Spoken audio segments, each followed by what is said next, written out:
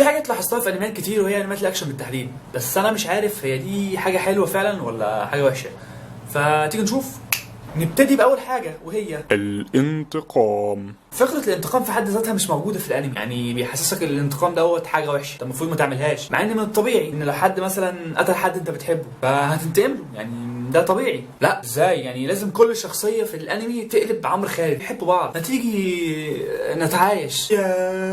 لو جينا اخدنا مثال مثلا من انمي ناروتو، ساسكي وايتاشي. ايه قلت ايه؟ ايتاشي يا عم، اسمه ايتاتشي يا حبيبي، ايتاتشي. يا فرحة امك بيه. قصة ساسكي وايتاتشي، تخيل لو ان ساسكي ما عندوش فكرة الانتقام اساسا، او هو مش عايز ينتقم من اخوه، كان ايه فعلا اللي هيحصل؟ ساسكي، انا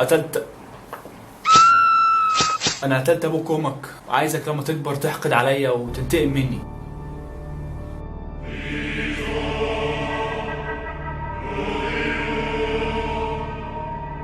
لا يا عم عيب عليك برضه، انت اخويا يعني ما ينفعش انتقم منك. هروح انا اجيب رامن بقى، عايز حاجة؟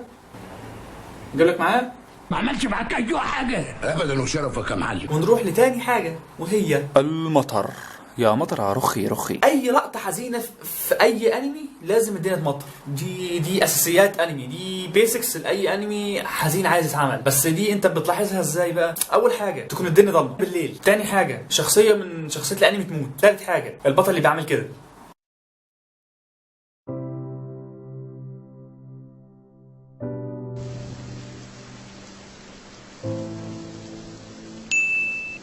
ولو هو قاعد جوه اوضه الدنيا تمطر في الاوضه برضه، يعني عادي، ايه المشكله يعني؟ المهم ان في شتاء يحصل، في مطره تنزل. نروح لثالث حاجه وهي لازم تزعق.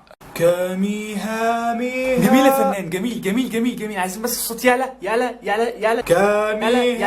شويه. وكل ما تزعق القاطب، بس اكيد يعني في سايد افكت الموضوع، ممكن هو بيزعق مثلا حاجه تفلت منه، ممكن يعني يجوز. والموضوع ده مرتبط بحاجه تانية وهي رقم 4 اللي هي نداء التقنيات.